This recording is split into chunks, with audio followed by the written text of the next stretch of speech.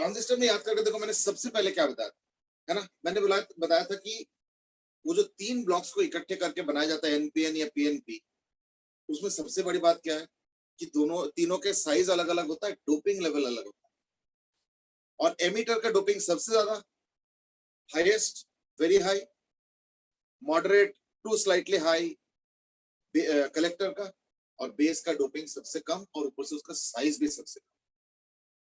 तो ये मेरे से ठीक है, ये डोपिंग लेवल हमने 3 को अलग अलग कर दिया, उससे क्या हो जाएगा ऐसा, है ना? तो उससे ये होता है कि देखो, याद करके देखो, मैंने सेमीकंडक्टर में पहले डिस्कशन करके बताया था इज दैट कि जो इलेक्ट्रॉन्स है, इलेक्ट्रॉन्स का जो नंबर है वो सेमीकंडक्टर में बहुत ही कम, बड़े मुश्किल से इलेक्ट्रॉन्स होते हैं। लेकिन जैसे डोपिंग किया है तो उस इलेक्ट्रॉन के नंबर पे एकदम से जंप हो जाता है ना, उस इलेक्ट्रॉन के नंबर पे एकदम से जंप हो जाता है। Now that's important, that's important. ये वो जो जंप होता है ना, वो जो जंप होता है उसकी वजह से क्या होता है, करंट ज्यादा होता है। अच्छा, इसका मतलब समझो कि वोल्टेज बढ़ा के तुम सेमीकंडक्टर करंट बहुत ज्यादा चेंज नहीं कर पाओगे। क्यों? क्योंकि सब सैचुरेशन में चला जाता है। जैसे तुम वोल्टेज बढ़ाते हो तो करंट थोड़ा थोड़ा बढ़ता है, बढ़ता है, बढ़ता है, बढ़ता है, उसके बाद सैचुरेशन में चला जाता है। ग्राफ भी देखा ही होगा तुम लोगों ने, ये देखो, यानी देखो, इस पॉइंट के बाद तुम वोल्टेज बढ़ा रहे हो, बढ़ा रहे हो, बढ़ा रहे हो, बट देखो करंट लगभग फिक्स रहेगी, थोड़ा सा बढ़ता है but then like that's almost fix.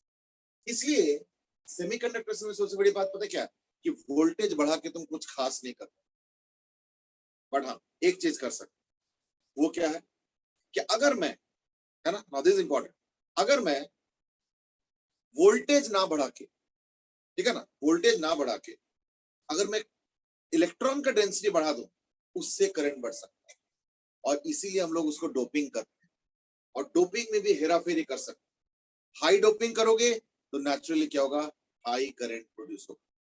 यानी एमीटर करंट, याद करके देखो, मैंने लास्ट यही समझाया था कि एमीटर होता है, इसका क्या होता है, हाईएस्ट, और जो बेस का करंट होता है आई, यानी इसको ऐसे लिख दो, आई बी।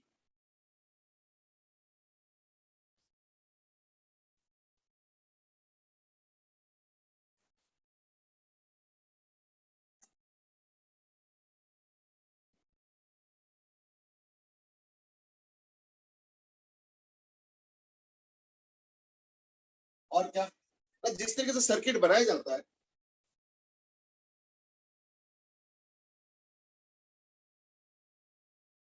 याद है ना, ये एनपीएन है, एरो बाहर की तरफ मतलब होता है एनपीएन। याद करिए, इसका जो सर्किट होता है ना, वो पता है कैसे होता है, ऐसे।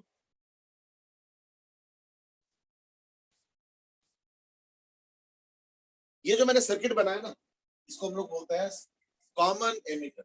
कॉमन एमिटर क्यों? क्योंकि यहाँ पे एक सेल रखते हैं, यहाँ पे एक सेल रखा जाता है, यहाँ पे एक सेल रखा जाता है, यहाँ पे कोई सेल नहीं, इसलिए इसको हम लोग बोलते हैं एज कॉमन एमिटर।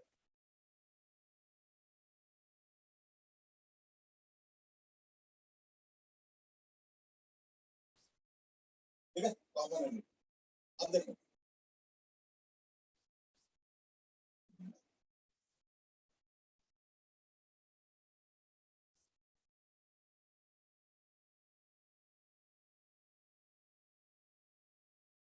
ये देखो, अभी जो कॉमन एमिटर, इसमें करंट कैसे होगा वो देखो। एक तो करंट ऐसे, ये जो बेस होता है ना, ये जो बेस होता है इसको हम लोग रखते हैं फॉरवर्ड बायस, यानी जो बेस होता है हम रखते हैं फॉरवर्ड बायस, और जो कलेक्टर रखते हैं वो रखते हैं रिवर्स बायस। अच्छा, ये एन है, ये पी है, ये एन है। याद रखना, एरो बाहर की तरफ का मतलब एनपीएन। यही अगर एरो को उल्टा कर दो, सब कुछ सेम है, एरो को उल्टा कर दो तो ये पीएनपी हो जाएगा। ये ध्यान रखना। तो बेस होता है फॉरवर्ड बायस,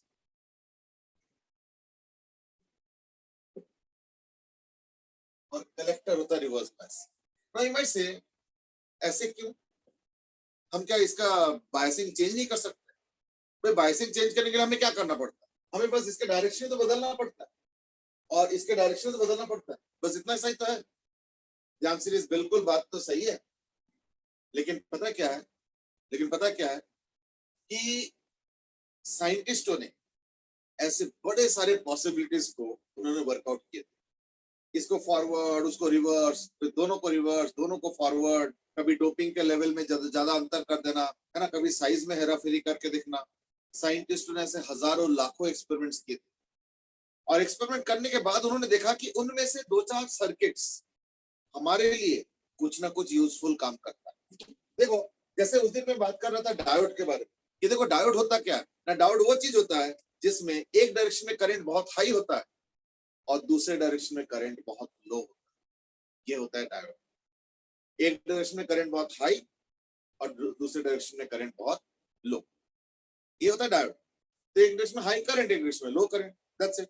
तो ये हो गया डायोड। ऐसे कोई और चीज है ही नहीं हमारे पास। रेजिस्टेंस में ऐसे कोई चीज नहीं है जो कि इस तरीके से प्रॉपर्टी दिखाए कि एक डायरेक्शन में हाई रेजिस्टेंस और दूसरे डायरेक्शन में लो रेजिस्टेंस, ऐसे कोई रेजिस्टेंस नहीं। डायोड है ना सेमीकंडक्टर बेस्ड, तो वो एक इंटरेस्टिंग यानी अलग टाइप का प्रॉपर्टी है, इसलिए वो यूज होता है। सिमिलरली ट्रांजिस्टर में भी, इसको हम लोग बोलते हैं ट्रांजिस्टर, एनपीएन ट्रांजिस्टर या पीएनपी ट्रांजिस्टर।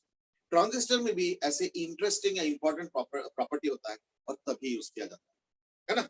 जैसे इसमें हम लोग क्या करते हैं, इसको रखते हैं फॉरवर्ड बायस, और कलेक्टर रिवर्स बायस। अब कलेक्टर तो एन है, ये हो गया कलेक्टर,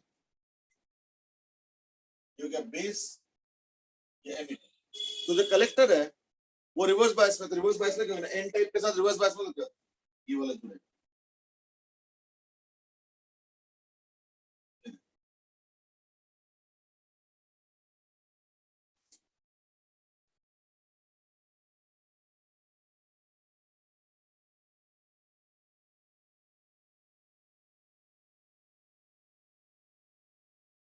अब आ गया, है ना,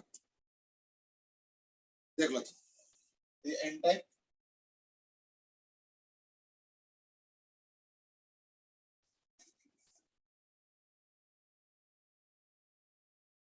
तो करंट का डायरेक्शन कैसे होगा, देखो, एक करंट इधर होगा, एक करंट इधर होगा, है ना, और एक करंट इधर होगा।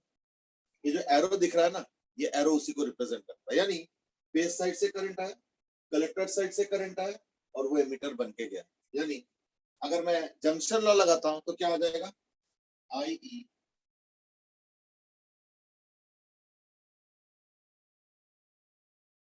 आई एमिटर यानी I E is equal to I base यानी आई बी प्लस आई सी यानी आई collector.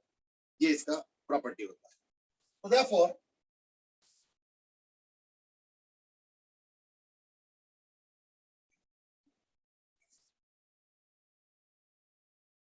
I E is equal to I B plus I C, और इसमें से क्या है ना, आई सी ठीक ठाक अमाउंट होता है, आई बी इज वेरी लो। मैं एक मोटा मोटा हिसाब बताता हूं, अगर मान लो ये 1000 यूनिट होता है ना, तो देखना ये 4-5 यूनिट होगा और ये हो सकता है 995 यूनिट, ऐसे हिसाब होता है। एक मोटा मोटा रेशियो बता रहा हूं, इसको नंबर्स को मत देखो, 1000 एम्पियर करंट नहीं होता है, but let's say 1000 micro ampere current. तो अगर यहाँ पे 1000 माइक्रो एम्पियर करंट होगा तो पता चले 5 माइक्रो एम्पियर करंट होगा, और ये पता चला 995 माइक्रो एम्पियर करंट होगा। इसी तरीके के अप्रोक्सीमेट हिसाब। तो ये माइंड से ठीक है अगर ये ऐसे हो भी जाए। अच्छा, ऐसे क्यों होता है, मैंने पहले बोल दिया क्यों, क्योंकि बेस का डोपिंग बहुत लो है, ऊपर से बेस का साइज भी बहुत कम है ना। तो यानी आई सी और आई के रिलेशन होगा,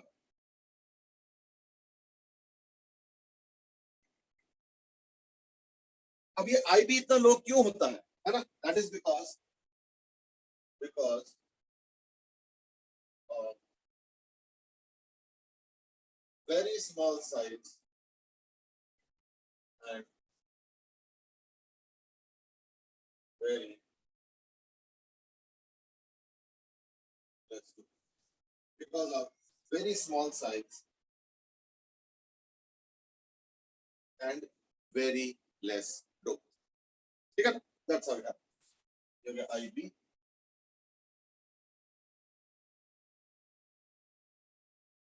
ठीक है, very small size and very less dope. Okay, now you might say कि इसमें ऐसा क्या इंटरेस्टिंग चीज है। ठीक है, एक का करंट बहुत हाई है और दूसरे का करंट उससे थोड़ा कम है और तीसरा करंट बहुत ही कम। इसमें क्या इंटरेस्टिंग मिल रहा है, अब ये समझने वाली चीज, you know what, you to understand कि इसका यूज हम कैसे करते हैं। तो थोड़ा एक चीज रियलाइज करो, थोड़ा एक चीज रियलाइज करो कि देखो यहां का करंट ये आईबी हो गया और ये आईसी हो, ठीक है ना, ये आईबी और ये हो गया आईसी। अब पता क्या होता है कि जब आईबी का वैल्यू बहुत कम है और आईसी बहुत हाई है तो ये चीज ना सर्किट में मेंटेन होगा, ठीक है ना। तो again you might ask the same question, ठीक है अगर होगा भी तो हमें इससे क्या फायदा मिलता है ना। अब हम पता क्या करेंगे, ये होता है डेड सर्किट, या डेड सर्किट तो नहीं बोलूंगा, ये होता है इनएक्टिव सर्किट। इनएक्टिव सर्किट मतलब सर्किट ऑन है, करंट चल रहा है, पर हम उसको इनएक्टिव मानते हैं, ठीक है ना। इस सर्किट का असली यूज पता है क्या होता है ना, हम अब एक काम करेंगे, लेफ्ट साइड में एक सिग्नल इनपुट दे देंगे। यानी इस सर्किट का खासियत पता क्या होता है कि इसका करंट और इसका करंट जो है एक लगभग रेशियो मेंटेन करके चलता है। यानी पता चला इसका करंट और इसका करंट में 50 टाइम्स का अंतर है, 30 टाइम्स का अंतर है, 40 टाइम्स का अंतर है, ऐसे कुछ होता है। इससे क्या होगा ना, when no signal is there, जब कोई सिग्नल नहीं है, जब कोई सिग्नल नहीं है उस समय जो करंट होता है विथ टाइम, जो करंट होता है विथ टाइम वो कैसे होता है, ये देखो।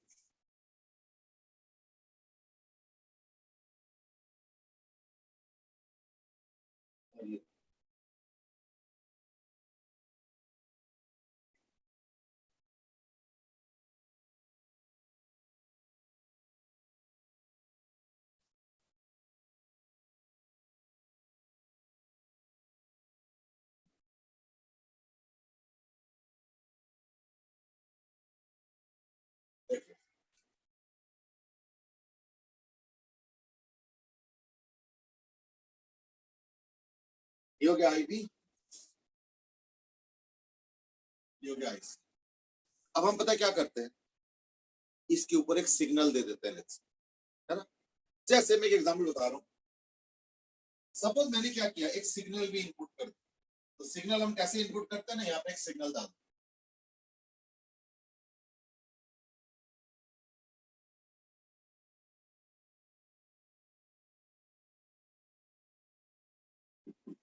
सिग्नल क्या होता है, signal is a variable current. तो अब जब सिग्नल के साथ होंगे तो कैसे होंगे वो जरा देखो। तो लेट अस से ये सपोज है 2 यूनिट्स और ये मान लो है 80 यूनिट्स। मैंने ऐसे ही नंबर्स लिए, नंबर्स को सीरियसली मत लो, सिर्फ थीम समझो। अगर ये 2 यूनिट्स है तो लेट से ये 80 यूनिट्स है, तो ये यहाँ पे 2 है और सपोज एक सिग्नल है y is equal to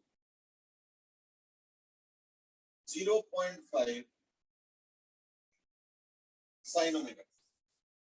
suppose, इस सारा सपोज है, कल को कॉस भी हो सकता है सिग्नल, 0.5 की जगह 0.3 भी हो सकता है, वो कोई दिक्कत नहीं, पर इससे थीम समझो। तो क्या होगा, जो करंट ऑलरेडी था उसके ऊपर एक और करंट आ गया, तब मिला के टोटल करंट बनेगा। तो यानी ऐसे बनेगा।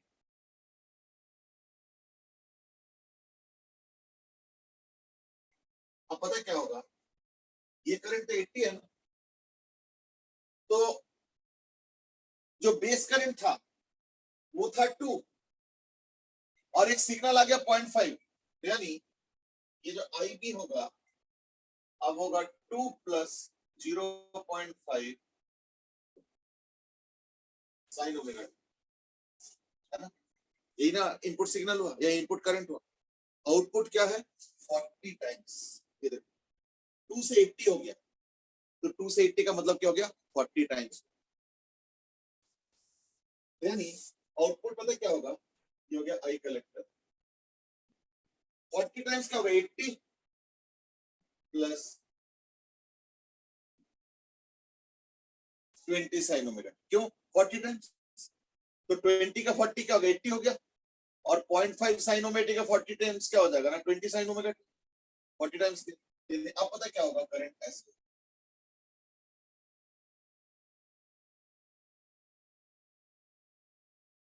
जो भी है मतलब समझ लो बात, जो भी। लेकिन यू माइट बी थिंकिंग चलो अगर ऐसे हो भी जाए तो क्या होगा, जरा ध्यान से देखो। मैंने एक इनपुट सिग्नल दिया था 0.5 sine omega T, it's a very weak signal. ये सिग्नल कहाँ मिलता है? ये जो केबल से, डिश एंटेना से और तमाम सोर्सेस से जो सिग्नल आता है, मोबाइल से जो सिग्नल आता है, वो बहुत ही वीक होता है। उस सिग्नल से तो कुछ नहीं चलने वाला है, हमें उस सिग्नल को एम्पलीफाई करना पड़ता है।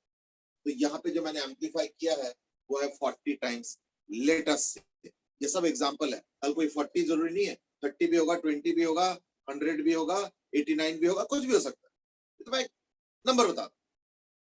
और पता है हम क्या करेंगे? ये जो आउटपुट है वो आउटपुट है 80 और 8, ये हो गया डीसी पार्ट,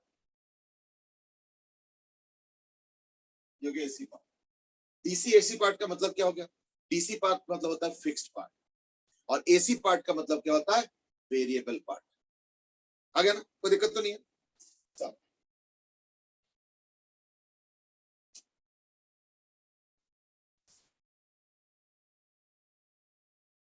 अब याद करके देखो, एक कैपेसिटर क्या करता है?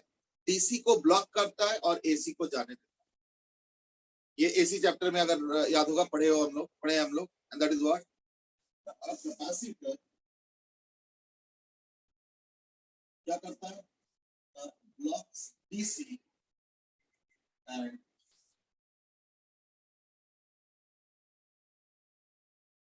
Permits AC. ये डीसी को ब्लॉक करता है और एसी को परमिट करता है।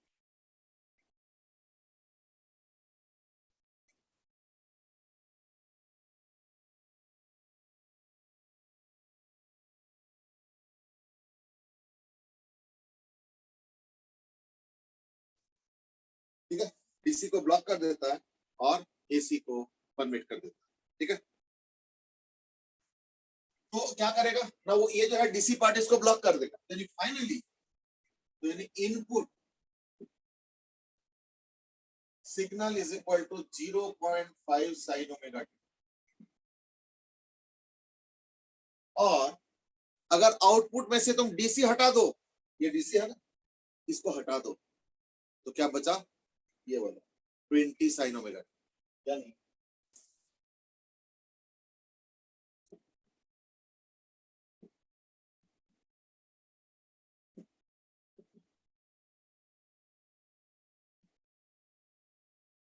क्यों? क्योंकि हमने क्या किया, ये जो आउटपुट आया ना, ये आउटपुट है कलेक्टर वाला, इसको हमने क्या किया, कैपेसिटर सर्किट के थ्रू पास कर दिया। उससे क्या होता है? डीसी ब्लॉक हो जाता है और सिर्फ एसी परमिट होता है। यानी हो गया।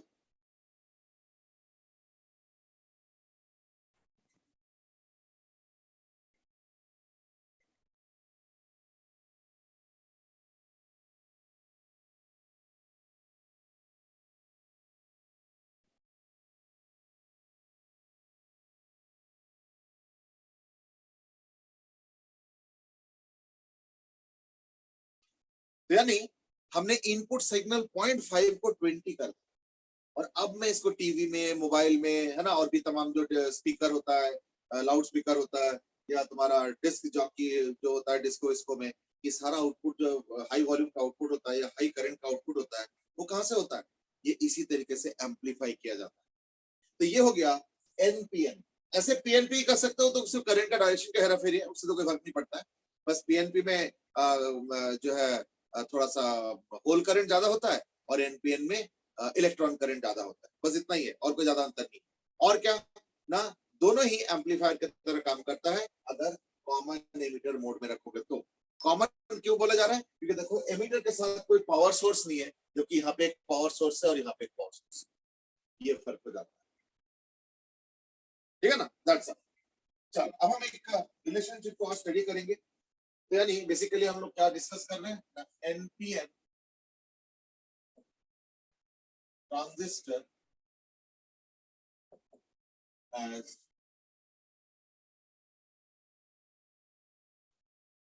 एम्पलीफायर। तो एम्पलीफाई का मतलब होता है मैग्नीफाई करना, एम्पलीफायर। ठीक है, ये चीज।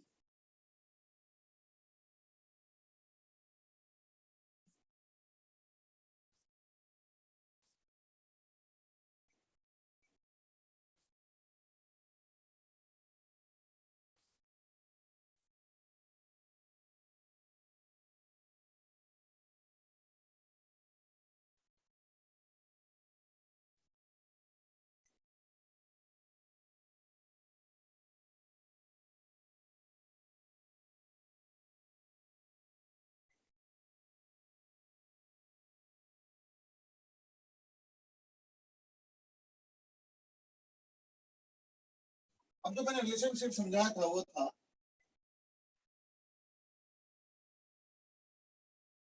ठीक है ना, I is equal to I B plus I C. अब हम एक काम करते हैं, इसको आई सी से ऑल थ्रू डिवाइड करते हैं, हो जाएगा I E by I C is equal two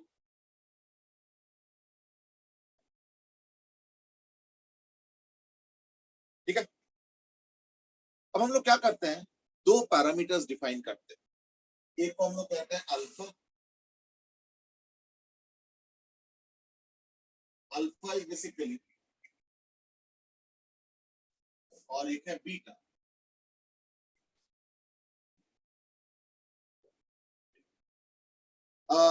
common emitter mode में अगर रखते हो तो ये जो रेशियो होता है ना, इसको हम लोग बोलते हैं करंट गेन, या कई बार इसको बोलते हैं current amplification factor.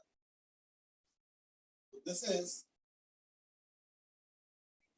Current gain और current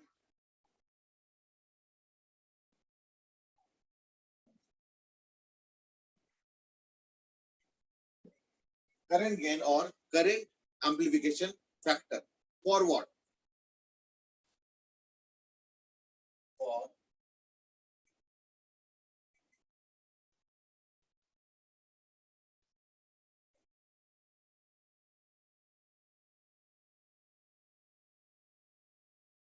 for common emitter mode, ठीक है।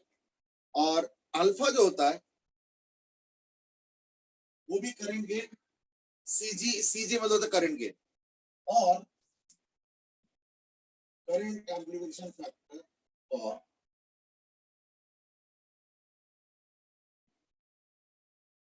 Common base. यानी समझो, देखो अल्फा और बीटा का डेफिनेशन जनरल है, हर जगह काम करेगा, चाहे कॉमन एमिटर हो, कॉमन बेस हो, कॉमन कलेक्टर।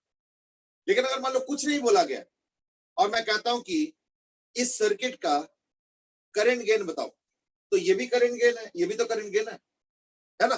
तो किस में बताएंगे, ना बीटा बताएंगे अगर कॉमन एमिटर सर्किट है, और अल्फा बताएंगे अगर कॉमन बेस सर्किट, इस तरीके से।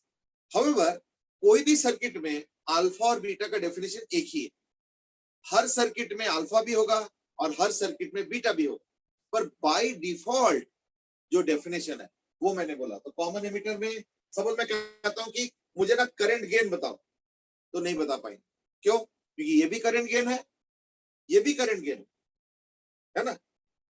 बट अगर मान लो कहा जाता है कॉमन एमिटर का करंट गेन बताओ, देन आई नो, क्यों, फिर मैं ये बताऊं। कॉमन बेस का करंट गेन बताओ, तो फिर मैं ये बताऊं। इट्स लाइक दैट, ये स्टैंडर्ड डेफिनेशन के अंदर। अदरवाइज हर सर्किट का एक अल्फा वैल्यू भी होगा और एक बीटा वैल्यू भी होगा, ठीक है ना। It's like that. चलो, अब जो मैंने सर्किट बनाया था उसमें एक रेजिस्टेंस भी रखा जाता है, वो है आरबी। और फिर वो सब रहता है बेस वेस, वो सब जो भी है व्हाटएवर। और ये हो गया आरसी, और ये एमीटर, ऐसे सर्किट, ऐसे सर्किट, ये हो गया। तो जैसे मैंने बताया करंट गेन ऐसे होता है, वोल्टेज गेन। तो for common emitter VG, VG मतलब होता है वोल्टेज गेन या वोल्टेज एम्पलीफिकेशन फैक्टर, एक ही चीज है, equal to voltage amplification factor. जैसे यहाँ पे करंट एम्पलीफिकेशन फैक्टर है, वैसे वोल्टेज एम्पलीफिकेशन फैक्टर है। तो वोल्टेज क्या होता है, जैसे करंट होता है आई, तो वोल्टेज क्या होता है आई आर। तो आउटपुट साइड इसको माना जाता है, ये आउटपुट साइड माना जाता है, और ये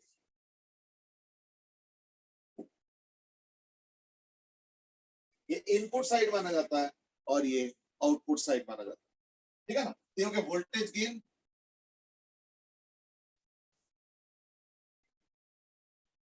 यानी वोल्टेज एम्पलीफिकेशन फैक्टर। और वो कितना होगा ना, वोल्टेज गेन होता है इधर का वोल्टेज, तो इधर का वोल्टेज होगा आईसीआरसी, और इधर का वोल्टेज होगा IBRB, is equal to IC by IB into RC by RB. अब पता क्या होता है, ये जो आईसी बाई आईबी हो तो चलो बीटा हो गया,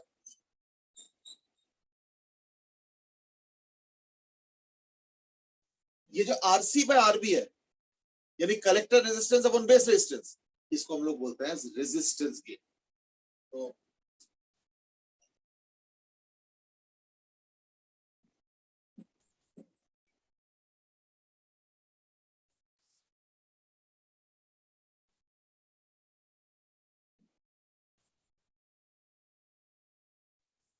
यानी आउटपुट साइड का रेजिस्टेंस अपॉन इनपुट साइड का रेजिस्टेंस हो गया आरसी बाय आर। ठीक है, देख लो जैसे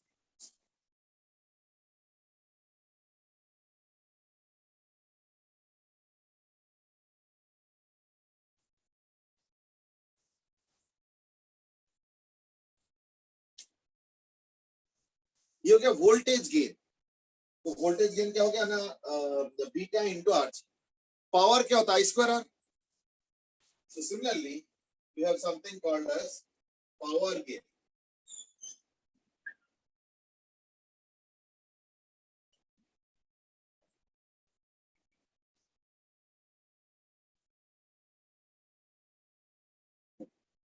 Is equal to, अब आउटपुट का क्या होगा ना, आई स्क्वायर आर, यानी I C square into R C bye,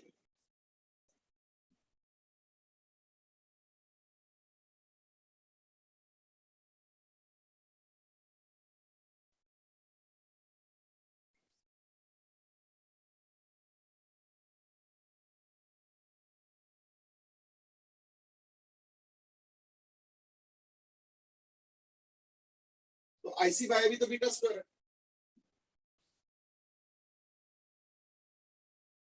और है ना, ये वाला बीटा स्क्वायर हो गया इंटू, यानी समझो अगर कॉमन एमिटर मोड में हो, in that case current gain हो गया बीटा, वोल्टेज गेन हो गया बीटा आर जी, और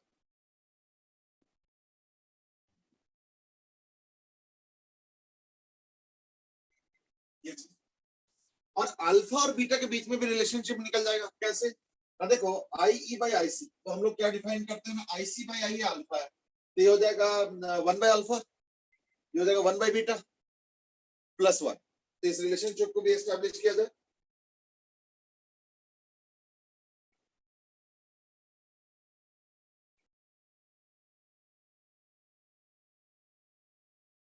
देखो ये रिलेशनशिप क्या होंगे,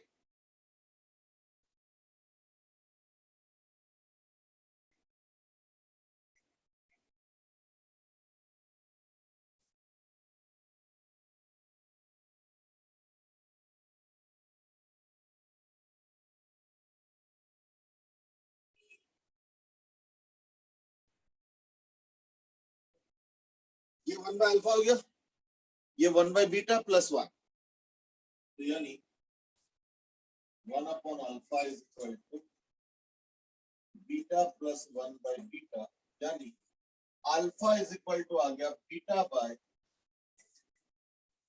बीटा प्लस 1।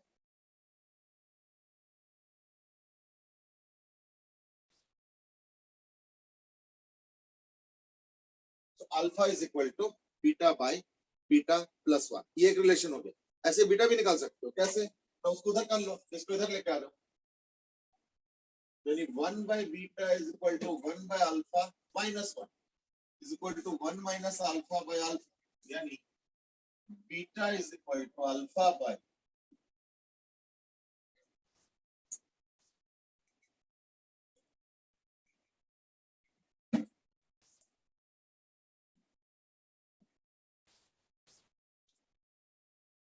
ठीक है, beta is equal to alpha upon 1 minus alpha.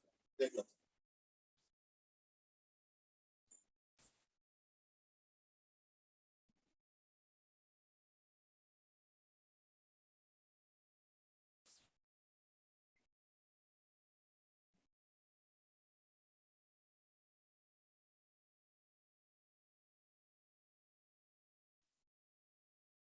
Just a second, मुझे लगता है मैंने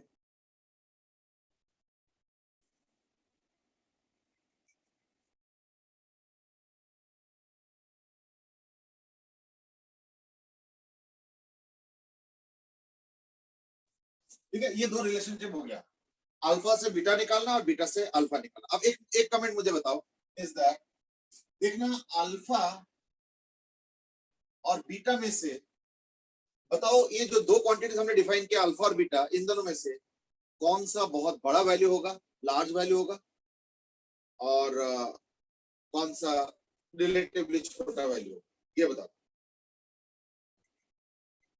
हाँ बोलो, कौन सा लार्ज वैल्यू होगा, कौन सा स्मॉल वैल्यू होगा इन दोनों में, अल्फा और बीटा में? सर बीटा लार्ज होगा। बीटा लार्ज होगा, क्यों? देखिए बीटा हो गया IC बाई IB, चलो अब तो मिटा दिया मैंने, IC बाई IB, और IB इज वेरी स्मॉल और IC इज वेरी लार्ज, बताया था ना, तो therefore beta will be very large. और अल्फा हमने क्या डिफाइन किया, IC बाई IE, तो IC I से थोड़ा सा कम, तो देयरफॉर देखना जो अल्फा होगा वो स्लाइटली लेस देन 1 होता है, तो देयरफॉर अल्फा का जो वैल्यू है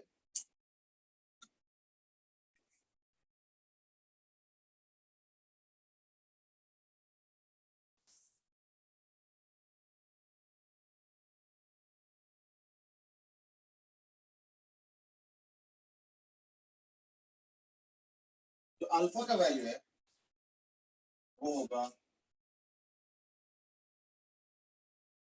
सॉरी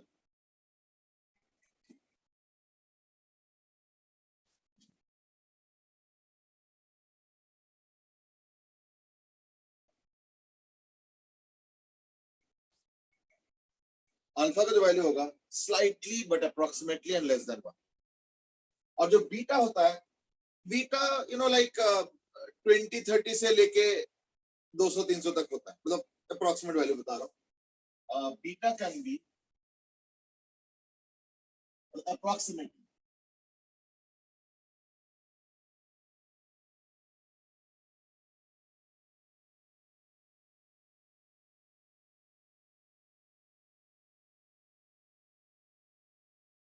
200-300, ये हो गया, और स्मॉल में से 20-30-25, इससे लेके बीटा जो है अप्रोक्सीमेटली तुम्हारा हंड्रेड्स में होता है, ठीक है ना।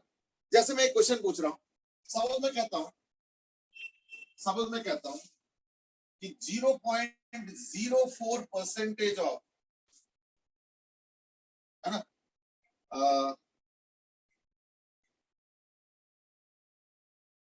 Collector current,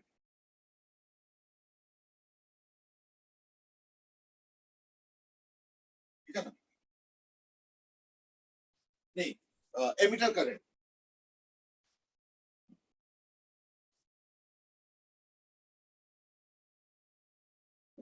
is equal to base current, या 0.04,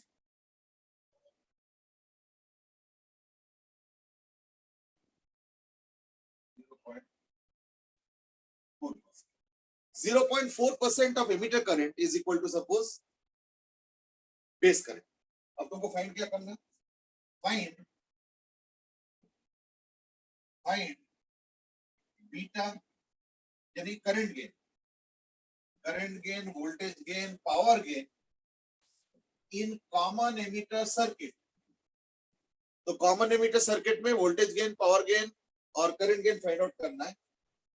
if RC is equal to, ठीक है ना, 1/80 टाइम्स RB, यानी जो कलेक्टर रेजिस्टेंस है वो 80 टाइम्स नहीं, 1/80 times that of base resistance. चलो फटाफट find out, so easy question, just direct formula based ही क्वेश्चन है, इसमें क्वेश्चन आते भी है मोस्टली फॉर्मूला बेस्ड। चलो लेट्स नाउ स्टार्ट। देखो क्वेश्चन क्या कह रहा है, कह रहा है कि 0.4%, 0.4% का मतलब होता है कि 0.4/100 times of IE is equal to IB, ये दिया हुआ है।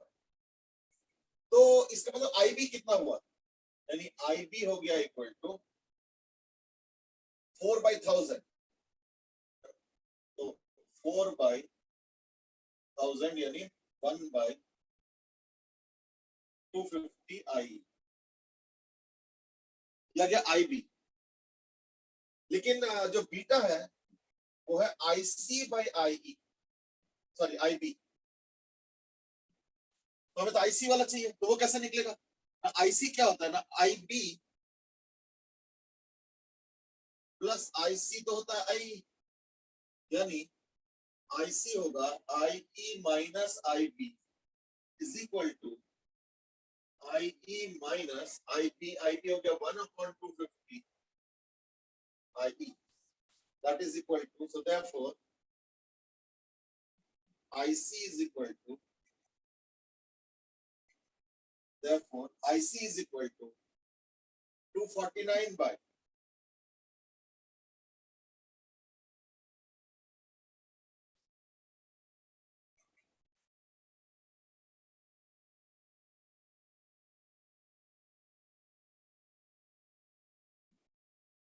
ठीक है, therefore IC is equal to 249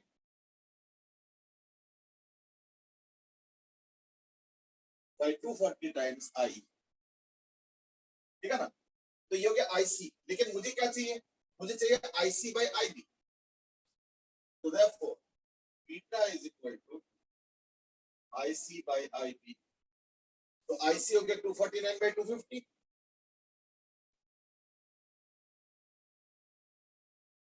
divided by कितना, 1/250 यानी into 250 by 1, so therefore beta is equal to आ गया 249। तो करंट गेन तो आ गया,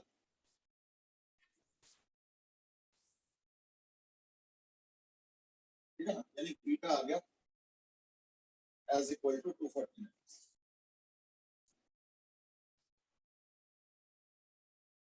ठीक है। So beta is equal to 249, ये आ गया। अब हमें क्या चाहिए? Voltage gain. तो वोल्टेज गेन के लिए क्या चाहिए? देखो आरसी बाई आईबी हमें चाहिए, क्योंकि RC by RB, sorry RB, RC by RB क्या हो गया फिर 1/80। तो देयरफॉर जो रेजिस्टेंस गेन होगा वो होगा आरसी बाई आरबी, और वो हो जाएगा इक्वल टू 1/80।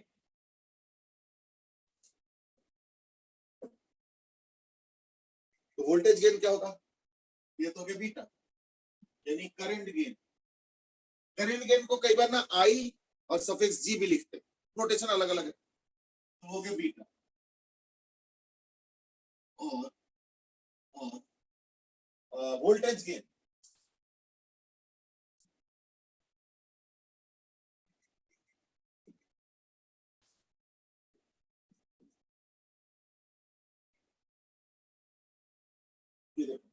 ये हो गया वोल्टेज गेन, ठीक है। तो 249 by 80 that is the voltage gain, ठीक है ना। और अब आ जाओ पावर गेन।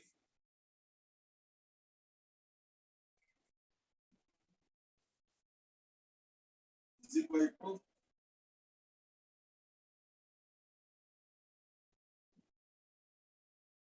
बीटा स्क्वायर, तो बीटा है इक्वल टू 249,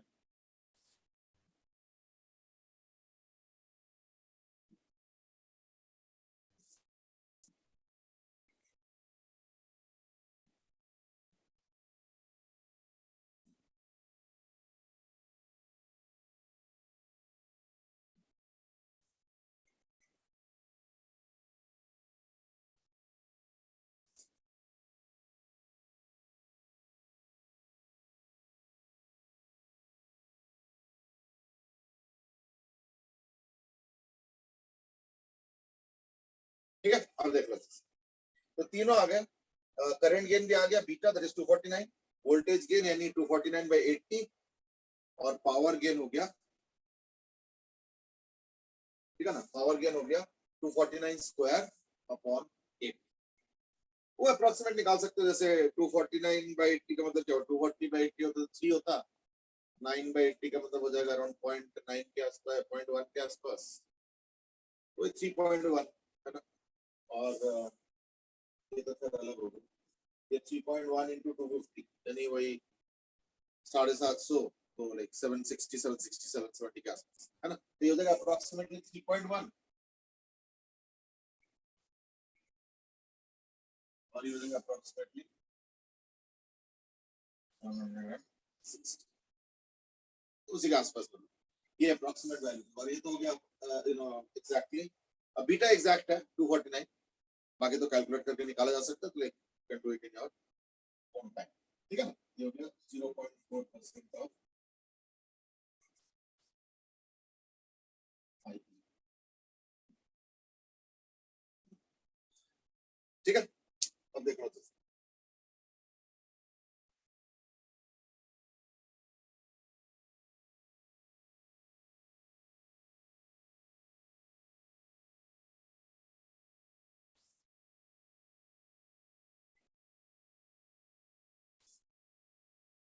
यानी इसका मतलब समझो, देखो यू माइट से कि पावर गेन का मतलब क्या है, वोल्टेज गेन का मतलब क्या है। देखो ये जो आउटपुट आ रहा है ना, उसमें करंट हो रहा है 249 टाइम्स, और जो वोल्टेज आउटपुट है वो हो गया अराउंड 3 टाइम्स। यानी जो इनपुट वोल्टेज है और जो आउटपुट वोल्टेज है वो 3 टाइम्स, और जो करंट है वो 249 टाइम्स, और जो पावर आउटपुट आएगा, और अल्टीमेटली तो हर चीज पावर के ऊपर है ना, तो जो पावर आउटपुट आ रहा है वो अराउंड 760 टाइम्स होंगे। ठीक है ना। That's approximately the calculation.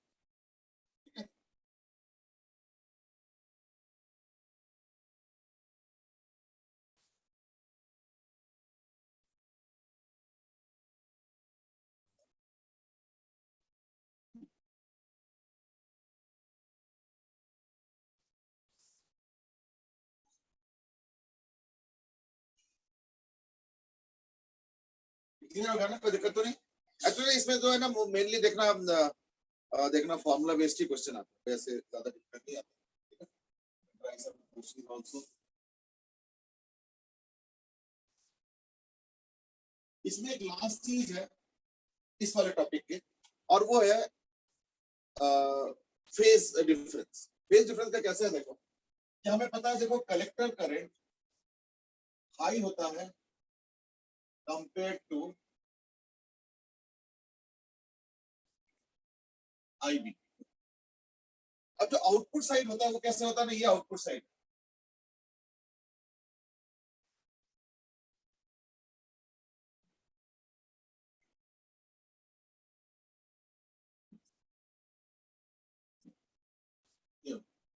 तो जो आउटपुट साइड है वो हो गया आउटपुट वोल्टेज, वोल्टेज आउट।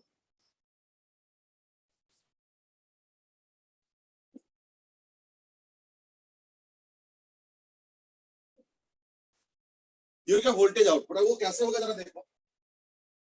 ये जो बैटरी होता है ना, ये कलेक्टर के साथ जुड़ा हुआ है, इसलिए हो गया कलेक्टर सेल, यानी कलेक्टर साइड का सेल, और इसका भी कुछ वोल्टेज होगा। तो मैं एक काम करता हूँ, यहाँ पे मैं ए पॉइंट ले लेता हूँ और ये ले लेता हूँ बी पॉइंट, और करंट ऐसे है आईसी, जो कि आरसी। अगर ध्यान से देखो कि वी ए, मैं किरचॉफ लॉ लगा रहा हूँ, वी ए से स्टार्ट करके फिर बैटरी पार कर रहा हूँ, यानी plus V C minus ICRC equal to VB. VA plus VCC minus ICRC is equal to VB. क्या हो गया?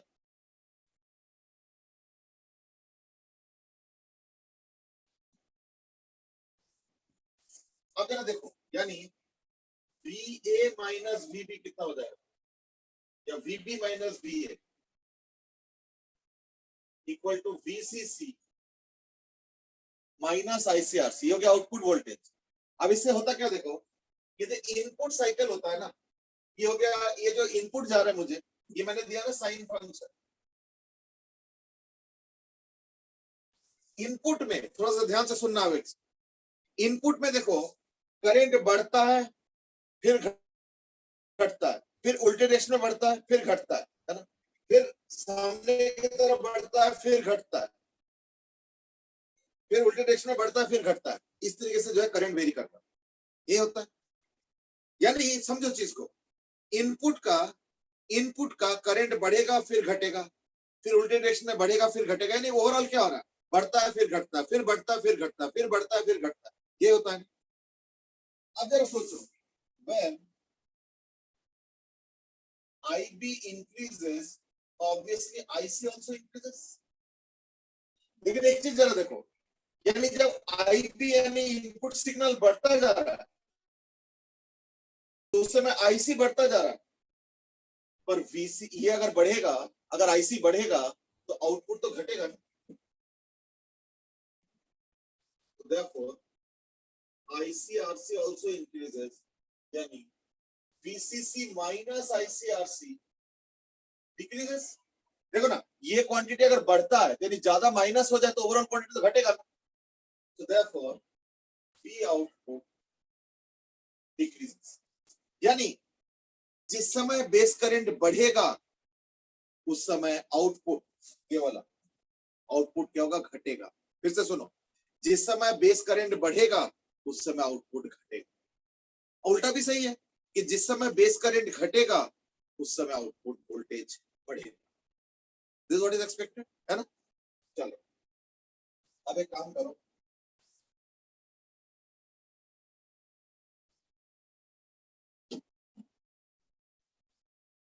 तो as IB increases, V output decreases, and as IB decreases,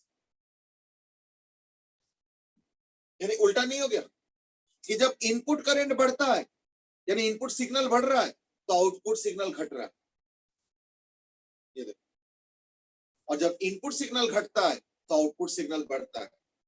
इसको हम लोग कहते हैं 180 डिग्री आउट ऑफ फेज, क्योंकि इन फेज का मतलब क्या होता है, सेम फेज का मतलब क्या है कि एक बढ़ा तो दूसरा भी बढ़ा, एक घटा तो दूसरा भी घटा। इसको हम लोग कहते हैं इन फेज, यानी फेज के साथ। और अगर उल्टा हो रहा है एक्सक्यूज मी, उल्टा मतलब एक बढ़ता है तो दूसरा घट रहा है और एक घटता है तो दूसरा बढ़ता है, इसको हम लोग बोलते हैं आउट ऑफ फेज। ये हो गया 180 डिग्री फेज डिफरेंस।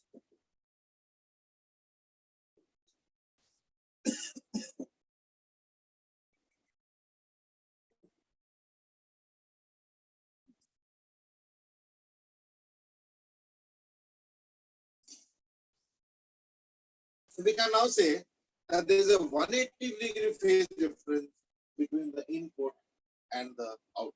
ठीक है, देख लो अच्छे से।